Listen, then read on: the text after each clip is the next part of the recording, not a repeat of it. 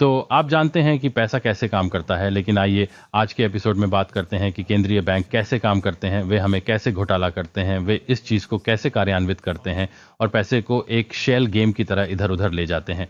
अरे सुप्रभात, शुभ संध्या, शुभ दोपहर, आप जहां भी हों, जब भी हों, मेरे वीडियो देखने के लिए धन्यवाद। मैं यहाँ श्री एम के साथ जुड़ा हूँ। मॉरिसियो, तुम कैसे हो यार? मैं बढ़िया हूँ। मुझे अपने शो में शामिल करने के लिए आपका बहुत बहुत धन्यवाद। मुझे आपका चैनल पसंद है, यहाँ रहना पसंद है, आपके समुदाय से प्यार है, इसलिए धन्यवाद। धन्यवाद, यहाँ आने के लिए धन्यवाद। ठीक है, हाँ, मिस्टर एम के पास अद्भुत मेहमानों के साथ अपना पॉडकास्ट है। मेरा मतलब है उस शो में आपको जितने विश्वसनीय मेहमान मिले हैं वह बहुत प्रभावशाली है ना? एक छोटे छोटे छोटे चैनल के लिए। इसलिए आप में से अधिकांश लोग वहां जाकर इसकी जांच नहीं कर पाए हैं। आपको मिस्टर एम के पॉडकास्ट पर क्रिप्टो करेंसी के बारे में, इस क्रिप्टो क्षेत्र में मौजूद लोगों के बारे में उच्च श्रेणी की सामग्री मिलेगी। आप क्या कर रहे हो? वहां जाएं, अभी सदस्यता लें, है ना? हमारे यहाँ लगभग 2000 ग्राहक हैं। अभी वहां जाएं और हो सकता है कि हमें कोई उपहार मिल जाए। क्या आप हमें बता सकते हैं कि हाल ही में लोग आपके पॉडकास्ट पर क्या देख रहे हैं? हाँ, चिल्लाने के लिए आपका बहुत बहुत धन्यवाद। मुझे इससे प्यार है। जैसा कि आपने कहा, मुझे अद्भुत मेहमान मिले।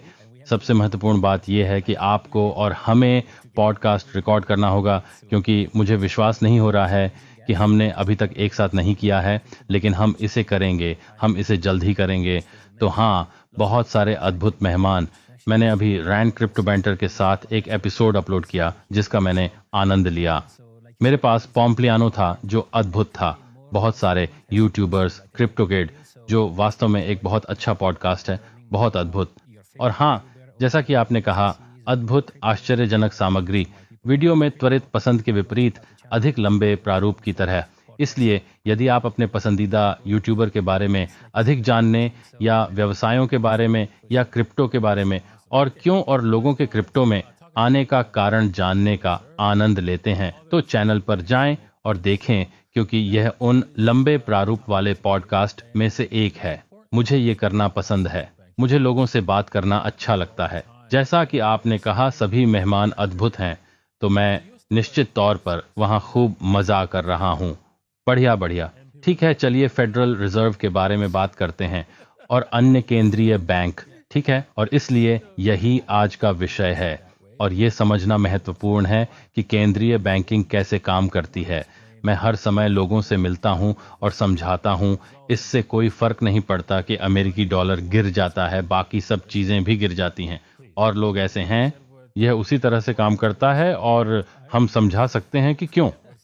लेकिन ऐसा करने से पहले मैं ये बताना चाहता हूं कि केंद्रीय बैंक का मुख्य किराएदार क्या है, क्योंकि सभी केंद्रीय बैंक एक ही मूल सिद्धांत के साथ काम करते हैं। वह क्या है? कृपया, क्या आपको याद है कि मैंने क्या कहा था कि वह मूल सिद्धांत क्या है? मुझे याद है वह मूल सिद्धांत क्या है।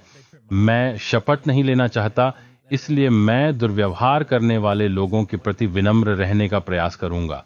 यह संभवतः इसे रखने का एक अच्छा तरीका है।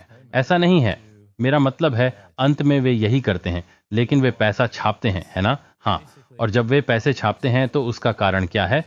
पैसा किस बिंदु पर अस्तित्व में आता है? तुम्हें याद है? मुझे याद नहीं। जहां आप पैसे उधार लेते हैं, वहां आप कर्ज में डूब जाते हैं। यह मूल रूप से इसी तरह काम करता है। यदि कोई कोर है तो एक आरण नोट निकलता है।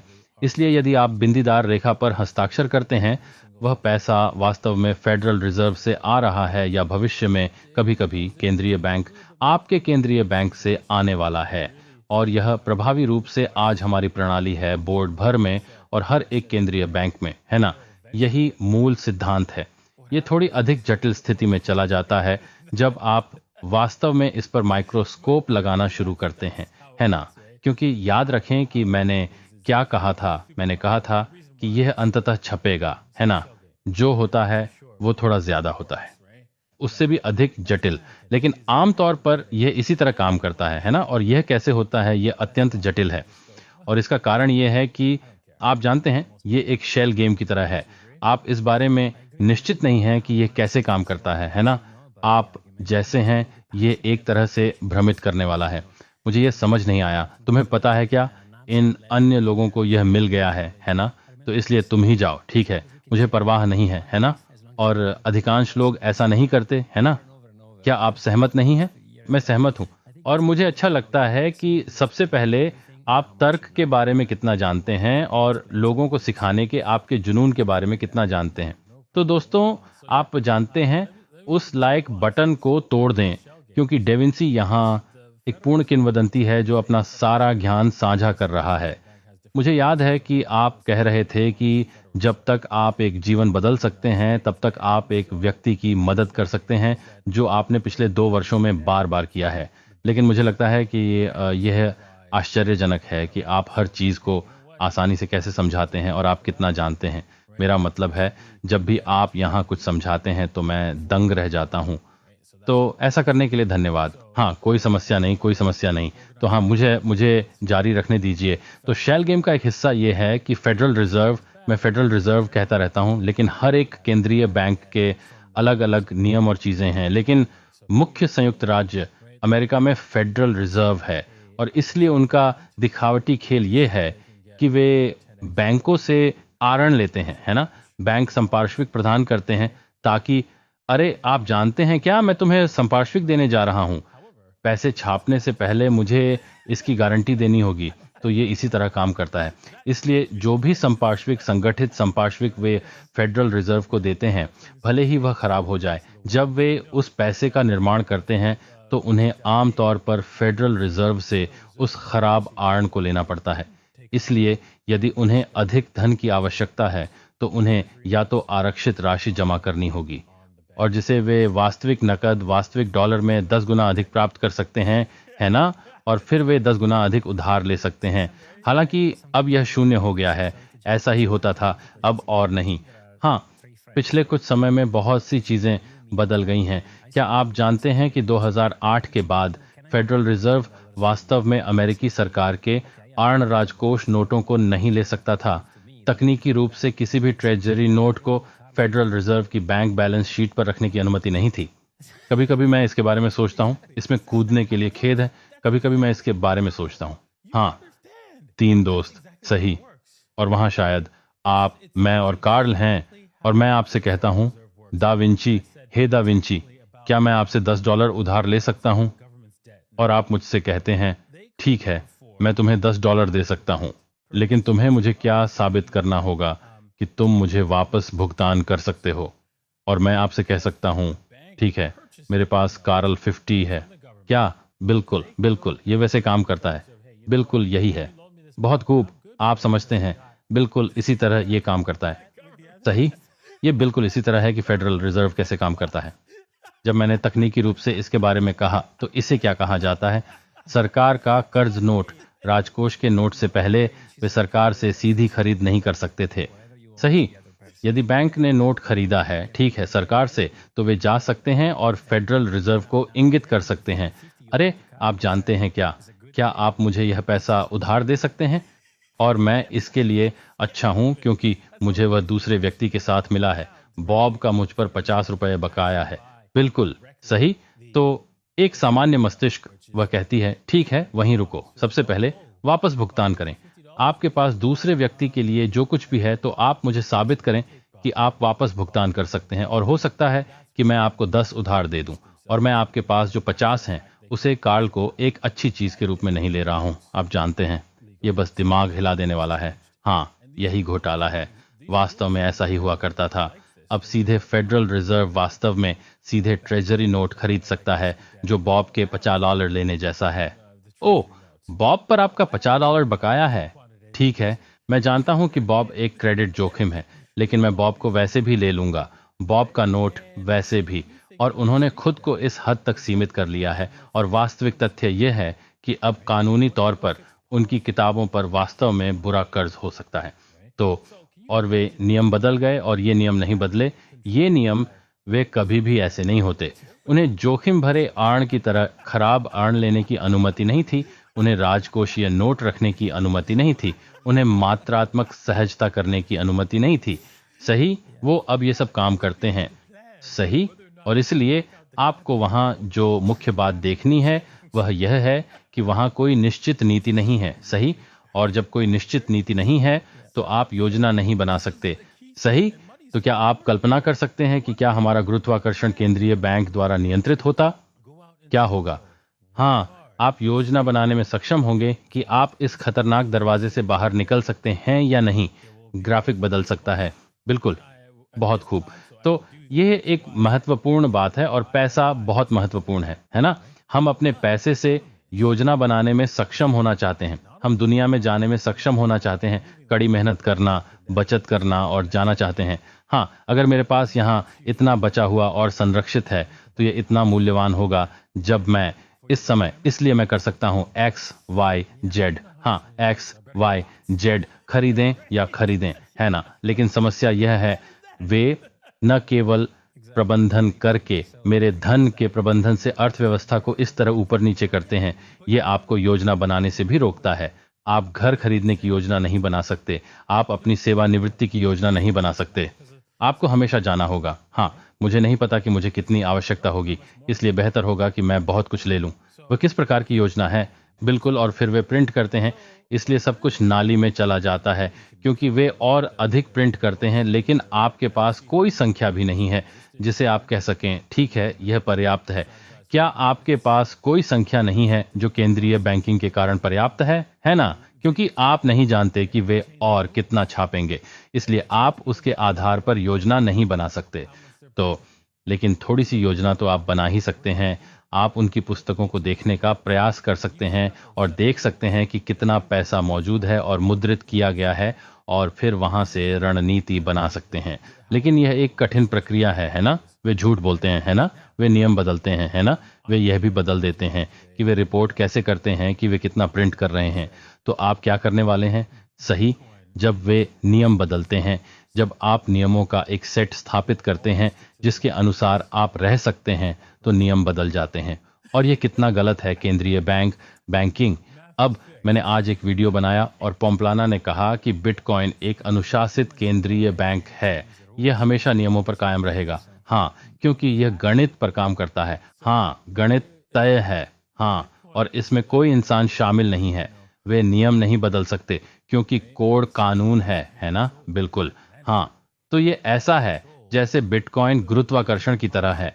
सही, केंद्रीय बैंक इस पर नियंत्रण नहीं रख सकते, वे इसे प्रबंधित नहीं कर सकते।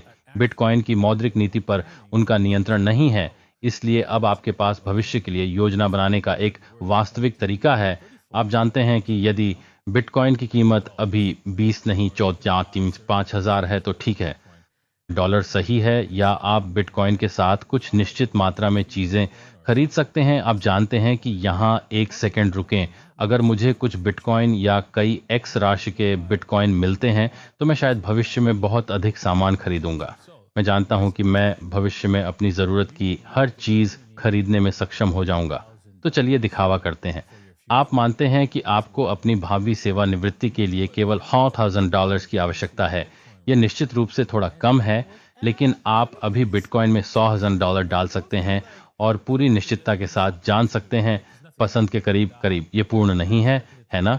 क्योंकि कुछ भी पूर्ण नहीं है।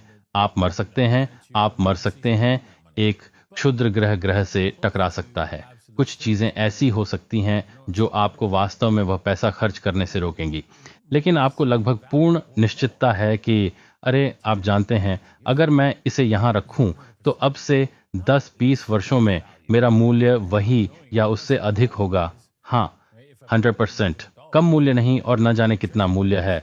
सही है, अगर मैं इसे डॉलर में रखूं या इसे ट्रेजरी नोट्स में छोड़ दूं, है ना? आप नहीं जानते कि भविष्य का मूल्य क्या है ना? हाँ, यह शून्य होने जा रहा है। यदि आप मूल्य को डॉलर में रखते हैं तो जाकर देखें कि इसकी स्थापना के बाद से डॉलर का क्या हुआ है।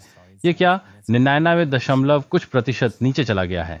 तो यह मूलतः स्वयं को नष्ट करने वाला है, और कुछ बिंदु पर, जैसा कि आपने कहा, वे वैसे भी विश्व रिजर्व में रहना बंद कर देंगे, क्योंकि ऐसा ही होता है ना? चाहे 120 वर्ष या कोई भी समय हो, इसका कुछ भी नहीं होने वाला है। तो आप भी जा सकते हैं और किसी ऐसी चीज में निवेश कर सकते हैं जो बढ़ रही हो। और यदि आपको मुझ पर और न ही दा विंची पर भरोसा है तो आप पर वापस जाएं और देखें कि उस व्यक्ति ने 10,000 बिटकॉइन के साथ 2 पिज्जा कैसे खरीदे। सही, बिल्कुल। तो वह खुश जा रहा है। बिल्कुल, और अब मैं जानता हूं कि यह अतीत में हो चुका है और आप जानना चाहते हैं कि अभी क्या होने वाला है। हाँ, क्या बिटकॉइन यहां से नीचे जाकर 35K से नीचे चला जाएगा? हाँ, ये हो सकता है। इसकी अच्छी संभावना है कि ऐसा हो सकता है। बहुत अच्छा मौका है, लेकिन एक बड़ा मौका है ना?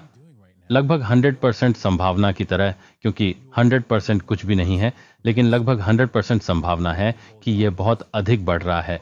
ये 70K से बहुत ऊपर जाने वाला है, तो ये कोई बड़ी बात नहीं है।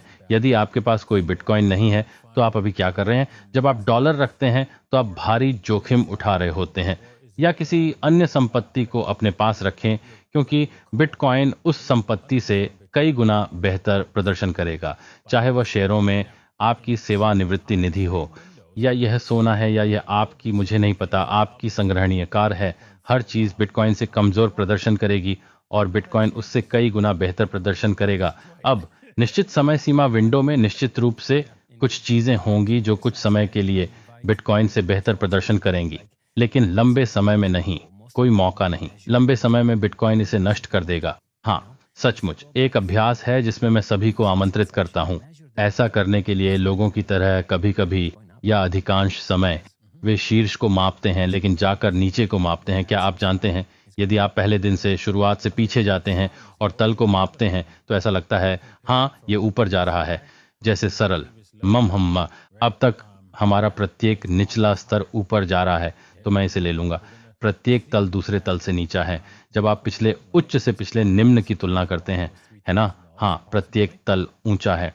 और आप जानते हैं क्या, हम उस बिटकॉइन को देखेंगे, है ना? इसका निचला भाग, इसका पिछला निचला भाग लगभग $3,000 था।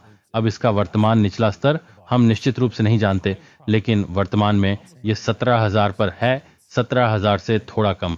और वह निचला स्तर है, मेरा मानना है कि वह निचला हिस्सा होगा। इसकी उच्च संभावना है, लगभग 99% संभावना की तरह 99.9% संभावना है कि वह सबसे निचला स्तर था, और फिर हम उसे दोबारा कभी नहीं देख पाएंगे। आप कभी भी उस संख्या के करीब नहीं आएंगे। यदि ऐसा है तो आप बिटकॉइन में क्यों नहीं हैं? ठीक है, अब आप कह सकते हैं ठीक है, यह 35K अगला निचला भाग हो सकता है। हाँ मैं कर सकता था, हाँ मैं कर सकता था, लेकिन इसीलिए मैंने कहा 10 साल। सही, क्योंकि यह किसी केंद्रीय बैंक से पैसा रखने से बेहतर है, जो इसे शून्य से प्रिंट करता है और केवल अण के आधार पर प्रिंट करता है। अब मैं एक और बिंदु पर वापस जाना चाहता हूं, जिसके साथ मैंने शुरुआत में ही शुरुआत की थी। वह यह था कि अमेरिकी डॉलर विश्व आरक्षित मुद्रा है, और अगर अमेरिकी डॉलर गिरता है तो बाकी सब चीजें क्यों गिर जाती हैं?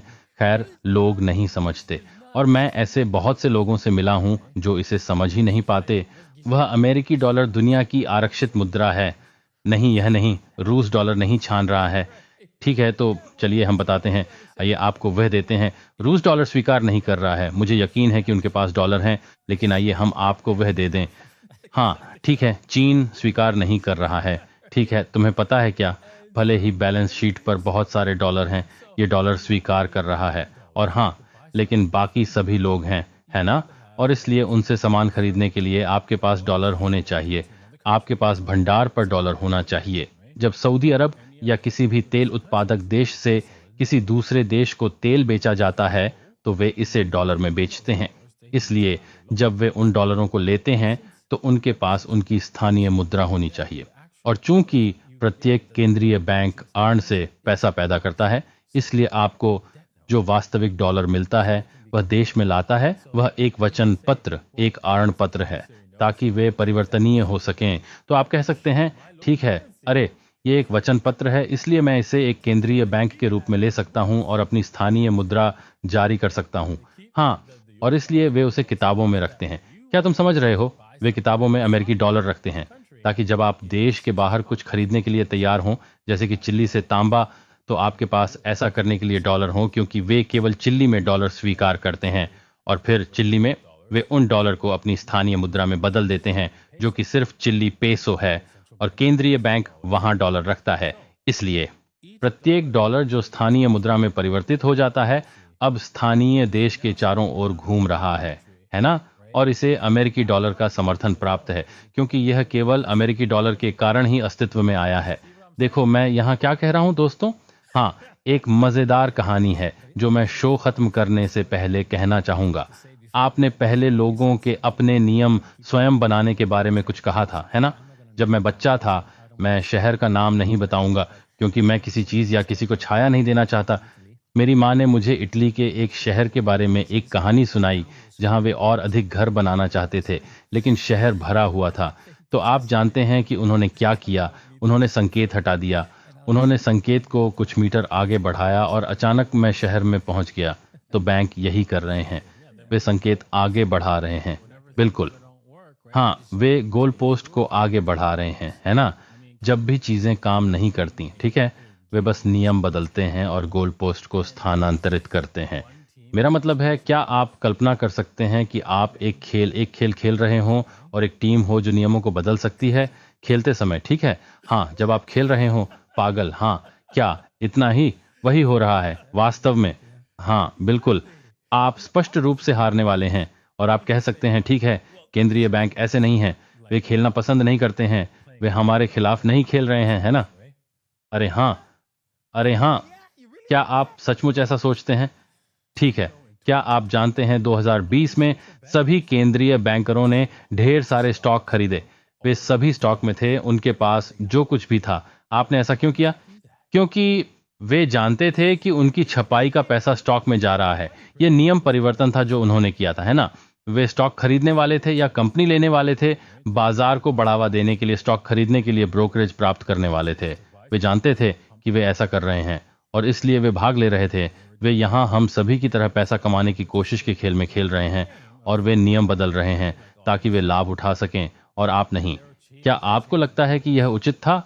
आपके बारे में क्या ख्याल है, मारिसी? क्या आपको लगता है कि यह उचित है? नहीं, इसीलिए मेरे पास जो कुछ भी है वह बिटकॉइन में है। अलविदा, तुम्हें पता है, फिर मिलते हैं। बिल्कुल, हाँ, मैं बाहर हूं। और फिर मामले को बदतर बनाओ, बात बनाने के लिए, फ्रिकिंग चोट का अपमान जोड़ने के लिए। क्या आप जानते हैं कि इन केंद्रीय बैंकरों ने क्या किया जब लोग इस तथ्य के बारे में शिकायत कर रहे थे कि अरे, वे स्टॉक खरीदने में सक्षम थे जबकि उन्हें ऐसा करने में सक्षम नहीं होना चाहिए था? उन्होंने नियम बदल दिए और कहा, हाँ हाँ, हम अब स्टॉक नहीं खरीद सकते, हमें वे सभी अपने सभी स्टॉक बेचने होंगे। और आप जानते हैं कि वह नियम कब बदला गया? जब मार्केट टॉप पर था। हाँ, इसलिए मुझे यह मत बताएं कि ये लोग उस खेल में नहीं खेल रहे हैं जहां वे नियम बदल सकते हैं। मैंने अभी वहां क्या किया? मुझे वहां कुछ बुलबुले दिखाई दे रहे हैं। क्या तुम वो दिखता है? अरे हाँ, मुझे लगता है कि यह दिलचस्प है। आपने अंगूठा ऊपर कर दिया। ऐसा इसीलिए हुआ होगा क्योंकि मैं ऐसे गया था या वैसा ही कुछ। ठीक है, ऐसे ही। और फिर बुलबुले दिखाई दिए। वहां एक कैमरा होना चाहिए जिसमें यह स्ट्रीमिंग हो कि आप अंगूठे कैसे उठाते हैं और आपके पास बुलबुले कैसे हैं। यह अच्छा है। मुझे नहीं पता। हाँ, तो हाँ, वैसे भी हाँ, उन्होंने हमारे लिए नियम बदल दिए और नियम बदलने से लाभ हुआ। तो यह एक टीम के खिलाड़ी की तरह है। टीम का एक सदस्य या टीम के सदस्यों का एक समूह या पूरी टीम खेल के बीच में नियम बदल रही है ताकि वे जीत सकें और आप हार सकें। इसीलिए इस गेम में भाग न लें, बिटकॉइन खरीदें, बिटकॉइन को अपने पास रखें। इन लोगों का सफाया हो जाएगा और उनकी जगह क्रिप्टो करेंसी क्रांति आ जाएगी और आप इसका हिस्सा हैं। तो इसका हिस्सा बने, कुछ बिटकॉइन खरीदें, लाइक करें, इसे अपने दोस्तों के साथ साझा करें, इसे अपने परिवार के सदस्यों के साथ साझा करें, है ना? और मिस्टर एम के चैनल पर भी जाके जाएं। हाँ, अच्छा लगता है। ठीक है, तो श्रीमान एम, आपको यह एपिसोड कैसा लगा? मैं इसे प्यार करता था। मुझे विशेष रूप से ब्रह्मांड से भगवान द्वारा भेजा गया यादृच्छिक समय बहुत पसंद आया। लेकिन हाँ, जैसा आपने कहा, आप जानते हैं, अपने उद्धारकर्ता स्वयं बने।